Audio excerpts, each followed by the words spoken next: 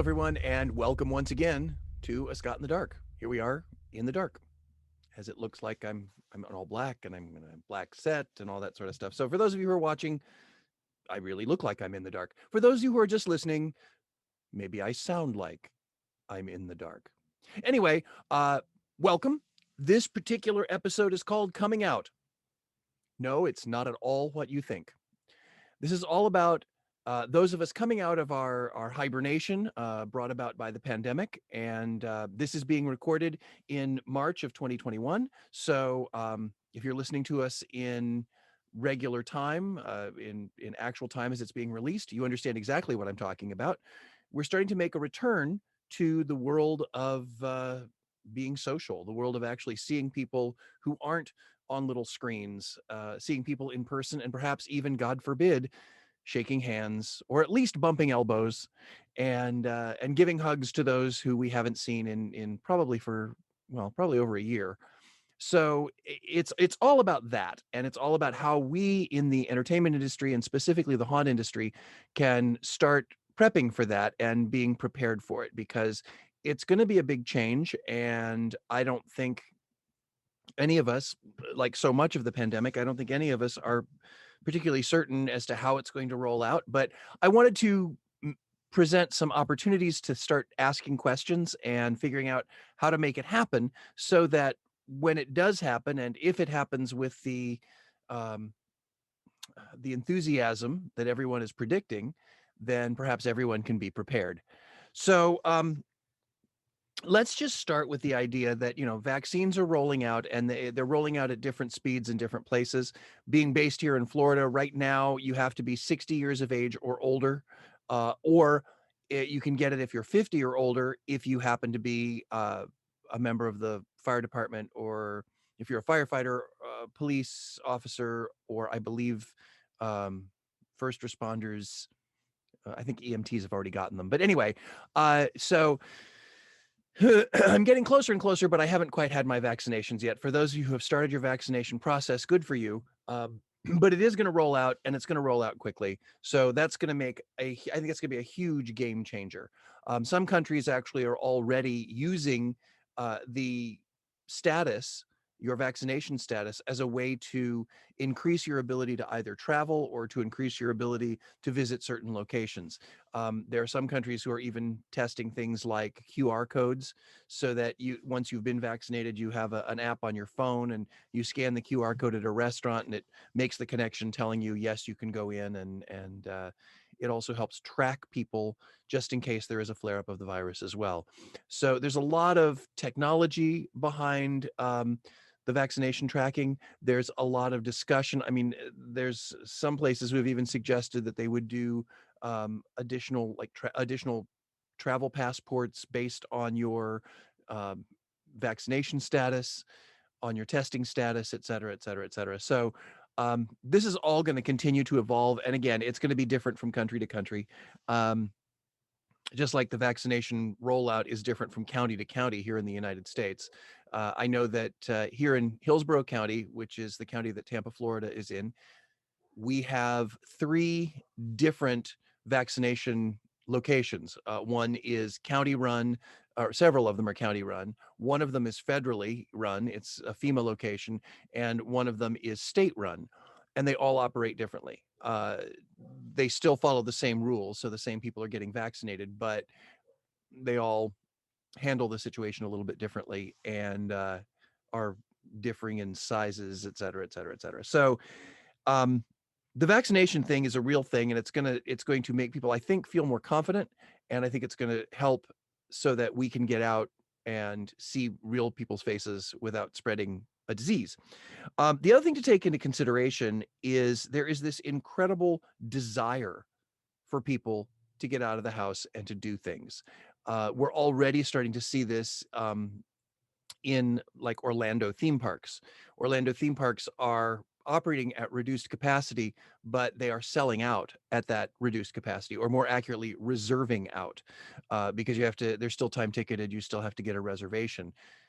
But they're, I believe it's 25, somewhere between 25 and 30% of operating capacity. And that's still quite a few people when you're looking at something like a Disney, Walt Disney World or Magic Kingdom, Universal Studios, SeaWorld, and all of them are reserving out. They're all selling out. And part of the reason for this is, well, obviously the fact that, we've all been cooped up and at the very least limiting our outside exposure and outside contact, if not just shutting it down completely. Uh, so what this has resulted in, there's been studies that show there's a $1.3 trillion uh, delta where people have been basically holding on to their vacation money because they didn't have a chance to travel in 2020, or at least most of 2020, and certainly aren't looking at traveling anytime in the near future. So they've been holding off on that vacation money, and they've got it burning a hole in their pockets. And even people, I'm going to put human nature in here. I'm guessing that even people who um, have either lost their jobs or are tight on money are going to spend at least something to get out of the house. And perhaps by October, when haunt season rolls back around, or Christmas event season for those of you who do both, uh, I think there's going to be a situation where um, people are going to be willing to spend at least something to get out and get going again. I know that, I mentioned the theme parks. I know that that Disney is projecting that the fourth quarter and all of 2022 is going to be at a record high as far as attendance goes, because the floodgates will open up. And we're not quite sure how they're going to open up or how quickly they're going to open up, but they are going to open up in some way or another. And uh, so my suggestion is for everybody in the haunted attraction industry, and actually anybody in the entertainment industry period, be prepared. Come up with a plan now to accommodate the doors opening and everybody coming out to experience stuff outside of the house. We've talked a lot on this show, as well as on my other show, Green Tagged Theme Park in 30. We've talked a lot about how to pivot. Well, now it's time to start pivoting again. I'm not going to even say pivoting back, because if you've listened to anything I've said over the last year, you know that I don't believe things are ever going to go back to the way they were.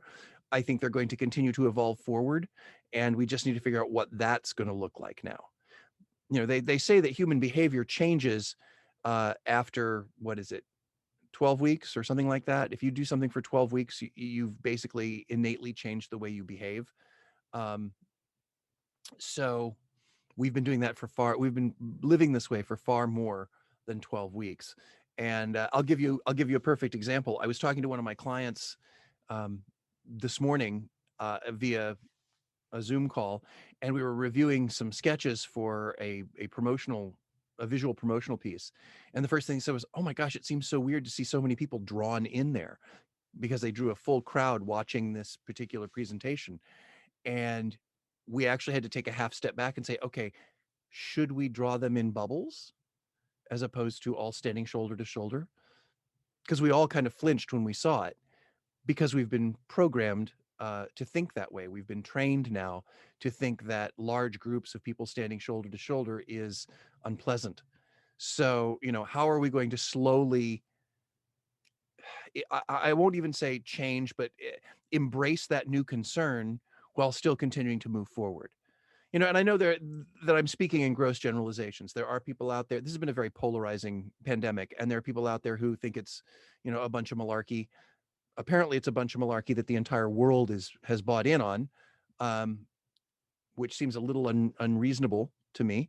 And there are also people who think, oh gosh, we've only seen the tip of the iceberg, and we're never ever going to be able to go anywhere without wearing a gas mask again. So those are the extremes, and I seem to fall kind of somewhere in the middle there. I'm falling somewhere in the middle as to how to deal with this moving forward. I mean, another perfect example of the desire for people to start getting out is just from a personal story. I decided, I normally go on cruise ships on a regular basis, and this year obviously nothing was sailing, so I didn't do a cruise. We actually did a cruise in January of 20, so we got in just under the quarantine. But I was looking at booking a cruise in January of 22, and already the capacity and the cabin selection is starting to dwindle. So everybody is starting to look forward and say, let's get out of the house and let's do something fun. And even if they don't have to travel to go to a haunted attraction, they're by October they're going to be ready to get out and experience something that's not virtual. Um, Now, I think it's interesting because I don't think it's necessarily time for the virtual stuff to go away. I think that's something that's going to be with us for quite some time. I think we'll find new and different ways to use it to expand the story, to enhance the in-person experience, to expand the audience of the in-person experience, and maybe that will be a show in the future. Because I really don't have a whole lot of answers on that, but I think it's. I don't think that if you've. I think that if you've invested in something virtual to replace or augment your haunted experience, if that was one of your pivots, then I think you're in great shape. I think you're going to be able to use that ongoingly for quite some time. But what I'd like to focus in on this show is, you know, let's look at attractions. Let's look at haunted attractions, whether they are theme park festivals and events or whether they are independently owned haunts. Um, how do we prepare? How do we prepare for these guests? I think the first thing we need to do is we need to figure out how to plan for crowds. Now, I would love to be able to sit here and tell you exactly what to do and exactly what that means, but again, we're learning as we go. The reason I'm bringing it up now is I'm suggesting that you start asking these questions as you continue to build your haunt or reopen your haunt because you didn't open last year at all. And you have a whole bunch of cool new stuff and nobody's seen it yet. Um, Sounds like I'm talking about Halloween Horror Nights, doesn't it? But it's one of those situations where whatever you're doing as you're starting your planning, keep in mind that you may have really, really large crowds. Um, the challenging thing is you may not. So I guess my suggestion is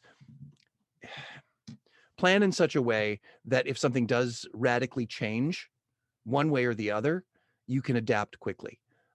It's almost parallel paths. And here's some of the things that I'm going to suggest based on what I've read, seen, experienced, what some of my clients really around the country are looking at very, very seriously. First and foremost is keeping time ticketing. If you did time ticketing, or if you've ever done timed ticketing, keep it. At the very least for another year, if not until it proves to be detrimental to your business, which quite honestly, I don't think it ever will. But what do I know? I never thought we'd have a pandemic that would shut down our country. So, um, but the joys of time ticketing, I think people have become used to it. Number one. Number two, it gives you that opportunity to um, be nimble about the number of people coming through your attraction. You can always add more availability if the restrictions go down. You can always reduce availability if restrictions go up. So it keeps you as the haunt owner or the haunt operator in total control of what's going on in an uncontrollable world. It gives you the ability to act and react on many, many different levels very quickly. So my first recommendation is keep time ticketing if you used it before, and if you haven't, start doing it. Um, we've talked about the other advantages that it spreads out your attendance into less desirable nights. It fills up every moment, so you don't have this huge rush at the beginning of a Saturday night, and then you're sitting there twiddling your thumbs at 10:30 p.m. on a Thursday because there's nobody there. Um, it makes the guest experience better because again, it's never super stupid crowded and it's never crickets chirping in the corners empty. So those are all the other reasons to keep time ticketing. But for the purpose of this particular show and people coming back out into the real world, I think the strongest thing is it gives you control.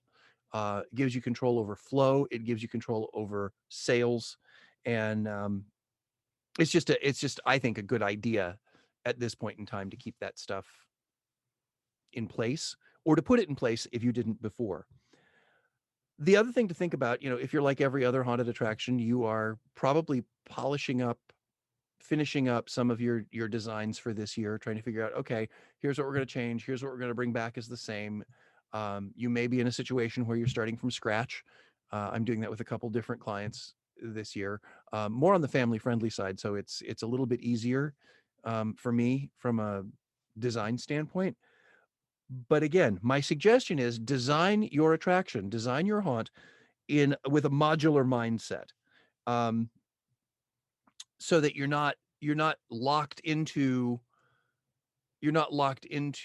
a specific length, a specific pathway. And let me give you some examples and some suggestions. You need to make it so that you can expand or contract your experience, and to also change the way guests experience your experience. So if you are a haunt that, say, does what I call a room by room haunt, if you're a haunted attraction that brings people into a large room in a large group and they present something, and then you move on to another large room and you have another presentation show experience and then move on. There aren't a lot of you out there, but there's a few.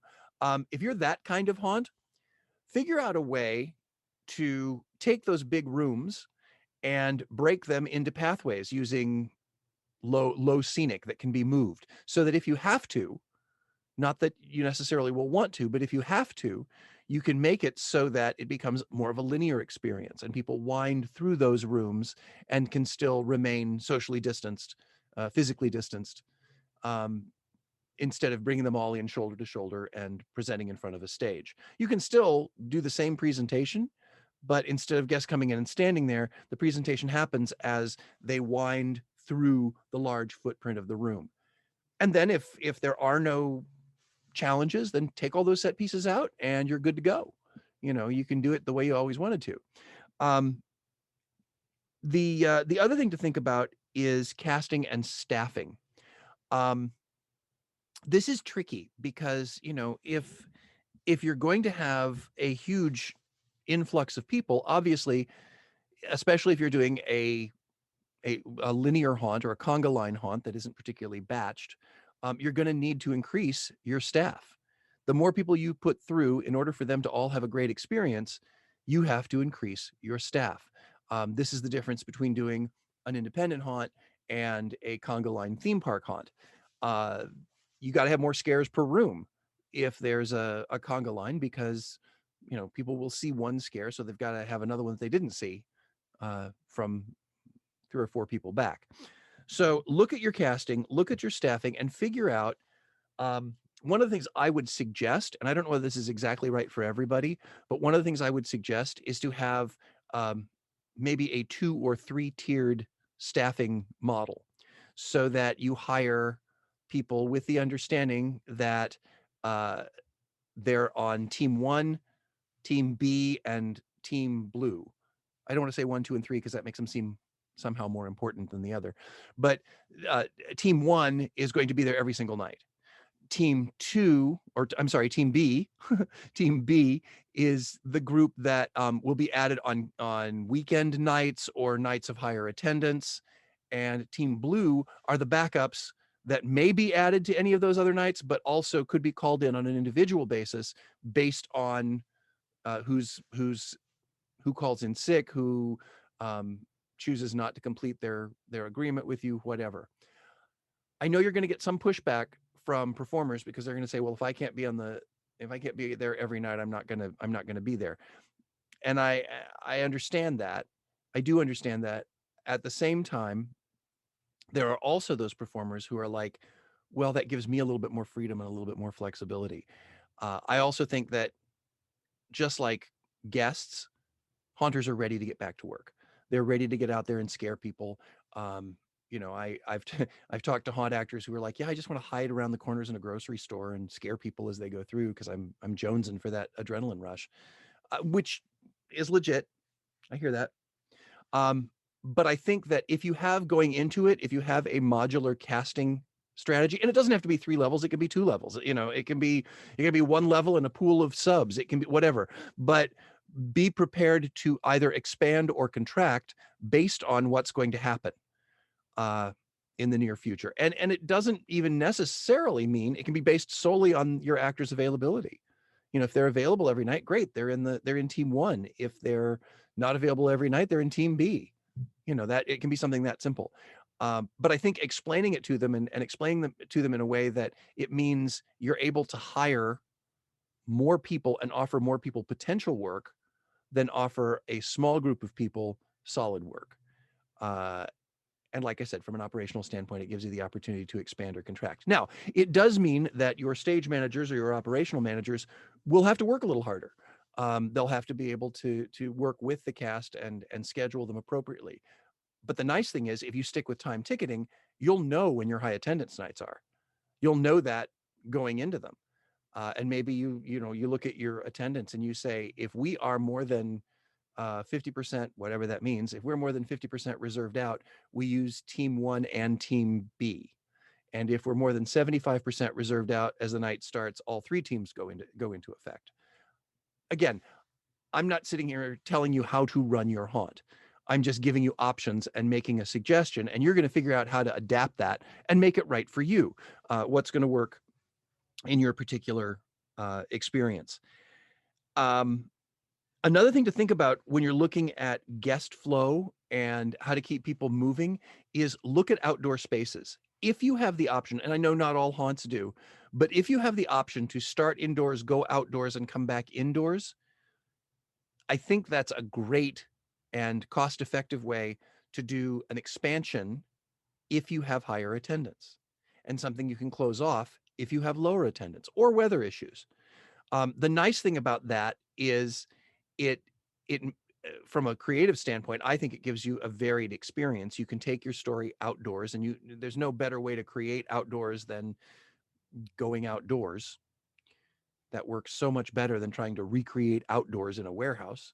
Now, not everybody will have that opportunity, but if you do have that opportunity, consider figuring out what the bypass is when you close the outdoor section. Um, and this is probably just a good idea, period, if you have an indoor outdoor space. But it also gives you a way to expand and contract your experience based on the number of guests and how your casting goes. So again, you may discover on a Wednesday night when you're like 20% sold and you've just got team one on from a cast standpoint, you can close the whole outdoor experience and just keep them on the inside. Um, will you have guests coming back and saying, wait a minute, I didn't get the full experience? Maybe. So you gotta kind of have to be prepared for that. But chances are good that if you give them a really strong indoor experience, you'll be in great shape. Um, but again, it helps you make those right business decisions to create an environment that is right sized to whatever the 2021 haunt season is going to show us. And we've kind of learned to live in the moment, and to be able to change quickly. There's an old saying that if you stay ready, you never have to get ready. Well, I think that's where we are right now. We kind of have to plan that it could go either way. We could have a huge resurgence by October and everything is down to 15-20% capacity. And then you have to make the decision, is it even worth it to open? And then you go back to the pivots that you developed last year and you become, you create those virtual experiences, et cetera. At the same time, it could go, hey, everybody's been vaccinated. We're having no spikes and everybody wants to get out and get scared. So again, these are things to be discussing now so that you can implement them when you need to. Another thing that time ticketing gives you is it makes it easier to do what I call dynamic pricing. It's not just me who calls it dynamic pricing. It's just called dynamic pricing.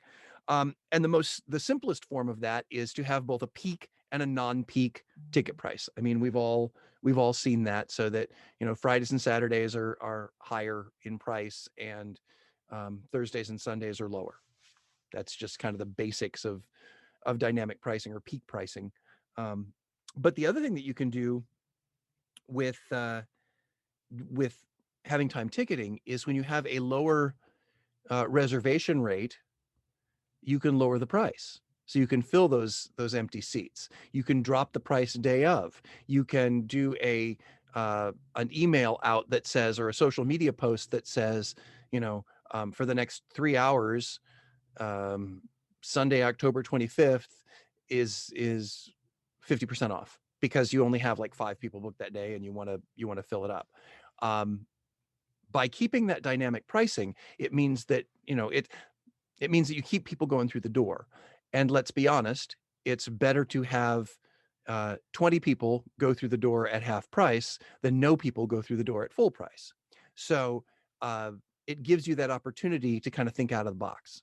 You may also discover, I've seen some haunted attractions that will even do dynamic pricing based on time of night. They will make the first hour um, either more expensive or less expensive, depending on what their trends have shown in the past. They will make, I know one haunt that does a block of midnight shows. And what they do is they basically say midnight and it's 18 plus, and their actors can go crazy. They still can't touch people, but they can go absolutely nuts. They can be more inappropriate, whatever. But that only happens the hour of midnight.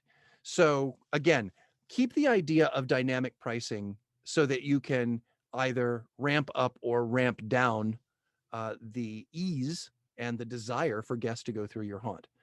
Because let's face it, if this is truly going to be the floodgates opening and everybody wants to come out, you can raise your prices. I'm sorry, I'm not trying to be to be that guy, but let's be honest, if you it's supply and demand. It's business 101. So if you've got a huge demand and obviously a limited amount of supply, in order to keep it either safe or a good guest experience, then you got to raise the price to control that flow through.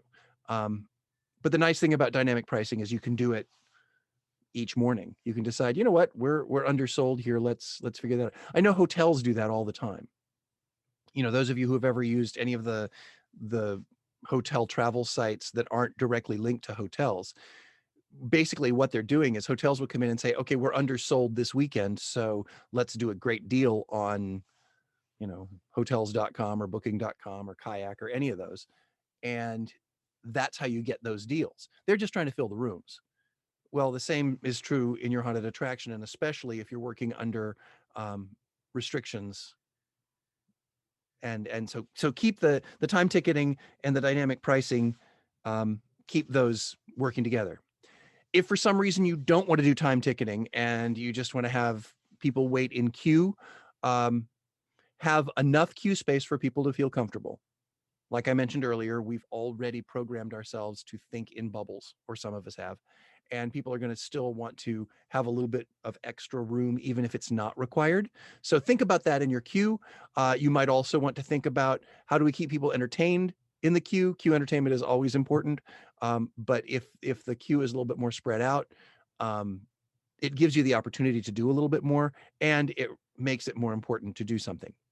But if you are just doing your standard queue and you're not doing time ticketing, definitely consider a front of line pass. Again, I'm most of you, I'm not telling you anything you don't already know, but keep that in your plans if you're not going to do time ticketing, because that's another way to generate revenue. It's another way to give people a VIP experience, and it separates bubbles out so that you can keep that flow going on a regular basis.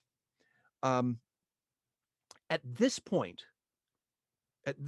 being March, I would not immediately throw all of the mask regulations, and I'm not talking latex or silicone, all of the face covering recommendations for the performers, I wouldn't throw those all out the window quite yet. I would design with those still in mind, because there is a strong possibility that they will be necessary. And even if they're not, once again, I think guest comfort is such that they're going to want to be a little bit more distanced or have some sort of barrier. Like I said in a previous show, coming up and banging on a Lexan window is a great scare and totally protected. You know, it not only protects guests from any sort of spread of the disease, as well as performers, it also protects performers from overzealous guests, and we've all seen those. So I wouldn't throw any of these things away. If you have, if you are using face coverings underneath masks, built into masks, fine. You're all set. All you have to do is rip them out and you're good to go. If you're doing them over makeup, okay, great. Just be prepared to add makeup underneath if you need to. I think it's better to, you've heard measure twice, cut once. Well, I'm going to say plan for everything so that it's much easier to remove something than it is to try to go out and airbrush a bunch of face covering masks when all of a sudden your county has said you can't have any public gatherings where people aren't wearing masks or whatever. So it's not timed at this point to go, woohoo, we're just gonna throw everything away. We may get to that point, but I don't believe it's gonna happen this year. And if it does, great, then you just put that stuff away and save it for the next pandemic, because there's bound to be one eventually. And like I said, I think we've trained each other to be at the very least respectful of bubbles and audience separation. So just kind of keep that in the back of your head. It's not time to throw that away yet. So for haunters, we're not just in a situation where we're looking at how do we handle the new normal or moving forward with our haunts. We're also looking at trade shows. And trade shows are starting to come back online. And I'm talking about in-person trade shows. Now, virtual trade shows have really hit a nice stride, and I've attended several of them. In fact, I've got one coming up. I will be heading a panel, moderating a panel for Fear Expo. I'm actually the keynote speaker, and it is actually happening. Gosh, what is today? Oh, it's actually happening tomorrow. This is I'm recording this on the 18th. It is on the 19th of March, and so if you're listening to this late, you missed it. Sorry. I'm sure it will exist. Like so many of the things that are virtual, it will more than likely exist in the world from now on. But the virtual panels, I'm all about it. The virtual trade shows, I'm all about them. But as it stands, as this recording is being done, Trans World is coming back in person, and it's going to be in May in St. Louis. And it's May, I believe, 6th through the 9th or 10th. And I'm already booked to do not only a seminar, I'll be teaching a seminar on May 7th called Capturing the Christmas Spirit. And it's all about how to create a Christmas event that is unique for your experience and your environment. And then I'm also working with the Haunted Attraction Association to host the Oscars again this year, so which is the awards banquet for Haunted Attraction Association. So there are opportunities starting to come back for live trade shows. Now, I think there's a couple of things that we have to keep in mind when we're doing in-person shows and attending in-person shows, and that is, first of all, don't be afraid to sign up for them if you have an interest in going. Now, obviously, if you have some sort of health compromise and you're concerned, choose for yourself. But I would suggest making plans, because if things do change, the world understands that now. And there are ways to either get money back or move money forward to another deposit or whatever. I will be honest, I have made my my flight reservations. I have booked my Airbnb for Transworld because I will be there if it is open. If it is not, then I'll deal with that then. But we've gotten to the point now where I think everybody understands that if the pandemic gets in the way, we're going to have to adjust and not panic, just pivot. Broken record. There you go.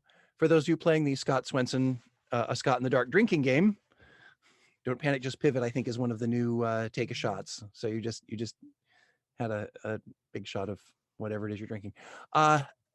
But I have confidence that we are going to continue to move forward. Now, this is not to say that I am ready to recklessly move forward and just say, hey, screw it all. we're gonna go out there and I'm not gonna wear a mask and I'm gonna walk around with my shirt off and I'm gonna lick everyone I see. First of all, that would just make a lot of people really ill, especially the part of me without my shirt on. But so I'm not saying that at all. I think that's obviously ridiculous. What we have to do is we have to find ways to safely make the return to reality, make the return to in-person experiences safe and happen. So even though I have not been traveling for pleasure, I have been traveling for work. I'm one of those double maskers. I will wear a disposable mask underneath my fabric mask. I will change masks if I'm going to two different places. Like if I have an appointment at one location in the morning, I will change my mask before I go to the second location so that I'm not cross-contaminating if there is indeed that issue. Um, is it an extra step? Yes. Is it insurmountable? No, not at all. It's something that's easily done, and it just and the reason I'm doing it is quite honestly quite selfish. I want to be able to get all of the industries that I'm involved in working at full capacity again. I don't want there to be another shutdown. So I'm going to try to open in the safest way possible so that we can continue to um, move forward. We can continue to open. And, I'm looking forward, like everybody else, I'm looking forward to the day where we don't feel we have to wear a mask everywhere, but we're not shunned if we choose to. So that's kind of where I'm headed. So my point being is go ahead. If you feel safe, if you feel comfortable, plan to attend these in-person shows. Plan to attend these in-person conferences and trade shows. I don't know what the situation is in St. Louis right now, which is where Transworld is held.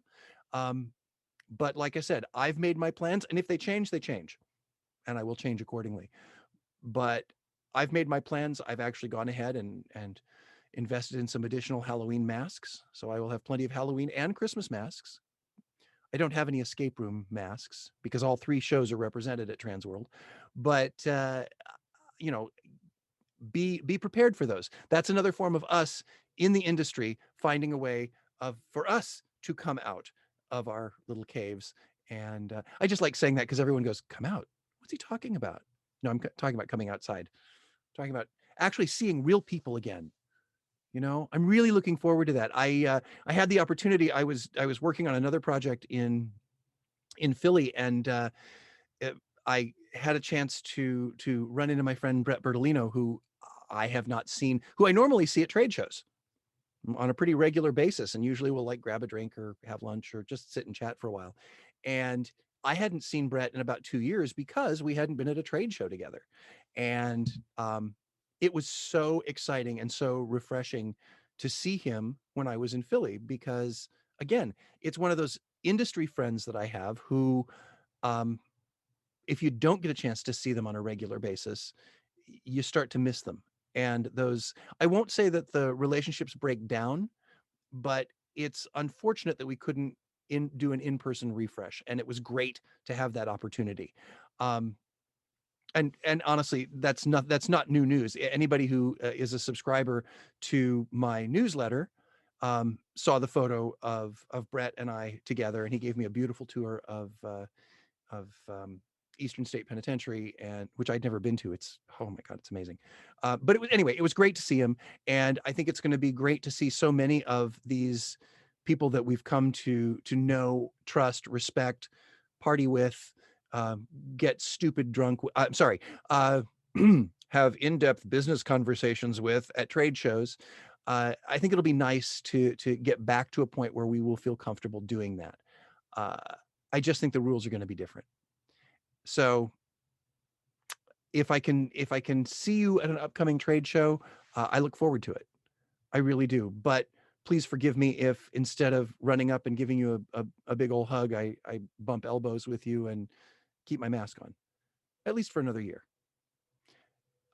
Because I won't shun you if you don't shun me. That's the deal. So be respectful of one another and try to follow the rules whenever you can. Um, so speaking of my newsletter, if you'd like to join, it is a monthly newsletter. It comes out the 13th of every month, and it basically just fills you in on the things that I'm doing, projects I'm working on, podcasts that I've done, updates on books and articles and stories, as well as it always has some members only content. And my last newsletter, which came out on the 13th of March, actually had a full episode of A Scott in the Dark. That was just a video only episode, talking about the power of saying yes. So that went just to newsletter subscribers. So if it's something you're interested in, go to scottswenson.com. You can click on subscribe now. It's right under the photo on the landing page. And hopefully you'll be joining the newsletter in the near future. Other things I've got going on, still working on Green Tag Theme Park in 30 with Philip Hernandez, and working with clients in Indianapolis, Philadelphia, California, Las Vegas, a couple here in Florida even. Who would have thought? So if you have the opportunity, please go ahead, join the newsletter. If you don't want to join the newsletter and you just want to hang out with people who listen to the show, we do have our Facebook group, still very active on Facebook, because again, I'm old, so that's why it's on Facebook. And gosh, I guess that's it. Thank you all so much for listening to me ramble on about how the haunted attraction community can come out of their homes and enjoy each other's company in person again. Until next time, this is Scott Swenson from A Scott in the Dark saying, rest in peace.